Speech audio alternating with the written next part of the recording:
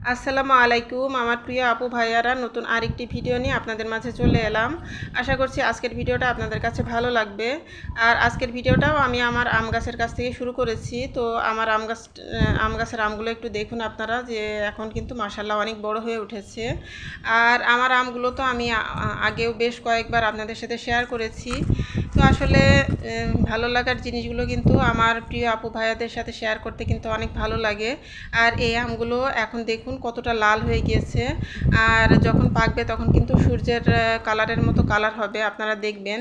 তো এই আমটাকে সূর্য ডিম আম বলে এজন্যই, যে আমের কালারটাই কিন্তু সূর্যের যে রং, সেই রঙের মতো সেরকমই হয়ে যায়।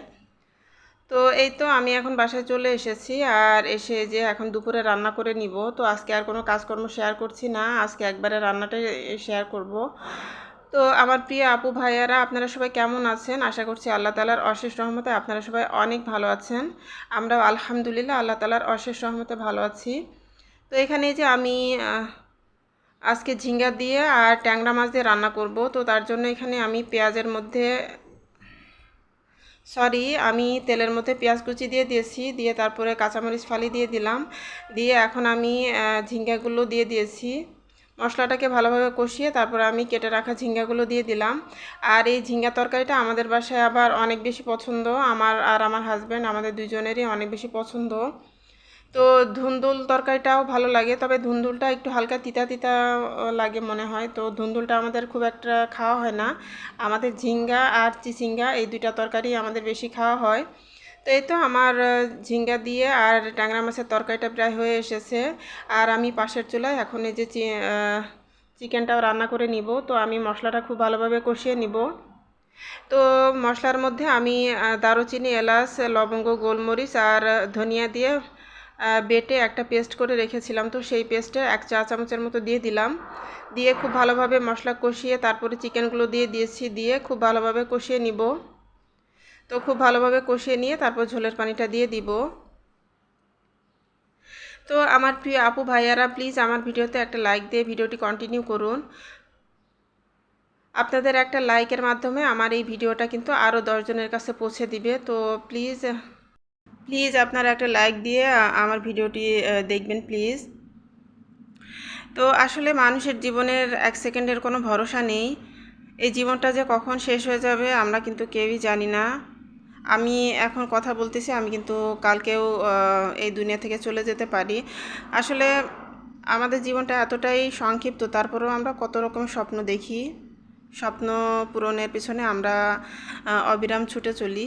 তো আসলে এই সমস্ত কথাগুলো কেন বলতেছি আমি, যে আমাদের পাশের ফ্ল্যাটের ভাবির আম্মা উনি এসেছিলেন। তো ওই খালাম্মাটার সাথে আমার অনেক ভালো সম্পর্ক, আগেও বেশ কয়েকবার এসেছেন আর আমাকে অনেক স্নেহ করতেন। তো খালাম্মার সাথে দেখা করে কথা টথা বলে এসেছিলাম, কিন্তু গতকাল রাত্রে আর কি খালাম্মা মারা গিয়েছেন। তো আসলে উনি যে অসুস্থ ছিলেন, বিছানায় পড়েছিলেন এরকমও না, উনি অনেকটাই সুস্থ ছিলেন। এমনিতে ওনার হার্টের সমস্যা ছিল, তো হার্টের সমস্যার কারণে ডাক্তার দেখানোর জন্য মূলত মানে ভাবিদের ওখানে এসেছিলেন, মানে মেয়ের বাসাতে এসেছিলেন। তো ডাক্তারের কাছে নিয়ে গিয়েছে, পরীক্ষা করিয়েছে, ডাক্তার ওষুধ দিয়েছে, তো বলেছে যে এই ওষুধগুলো চলবে। কিন্তু হঠাৎ করে আর কি ওই দিন দুপুরবেলা অসুস্থ হয়ে যাওয়ার পরে হসপিটালে নিয়ে যায়। তো হসপিটালে নিয়ে যাওয়ার পরে খালাম্মা মারা যান।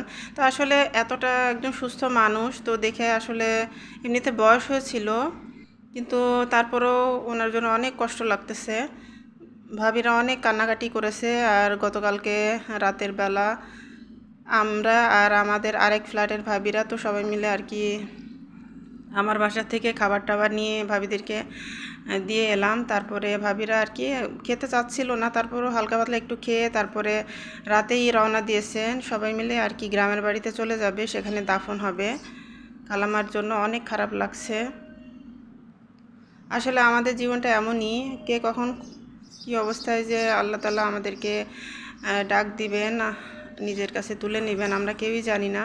তো সবসময় আমাদের সেই চিন্তাটা মাথায় রাখা উচিত, এবং সেই চিন্তা করেই কিন্তু আমাদের প্রতিটি পদক্ষেপ ফেলা উচিত, যাতে করে আমরা সবসময় মৃত্যুর জন্য প্রস্তুত হয়ে থাকতে পারি। তো কথা বলতে বলতে দুপুরে রান্নাটাও করে নিয়েছি। তারপর আমি যে কাপড়গুলো ওয়াশিং মেশিনে ধুয়েছিলাম, তো সেই কাপড়গুলোও ধোয়ার পরে বারান্দায় ছড়িয়ে দিয়েছি, কারণ এখন তো যেহেতু অনেক গরম, আর ওয়াশিং মেশিনে কাপড় ধুলে তো সে 50 থেকে 60% মতো শুকিয়ে দেয়, তো বারান্দায় দিলেই কিন্তু একটু পরে শুকিয়ে যায়।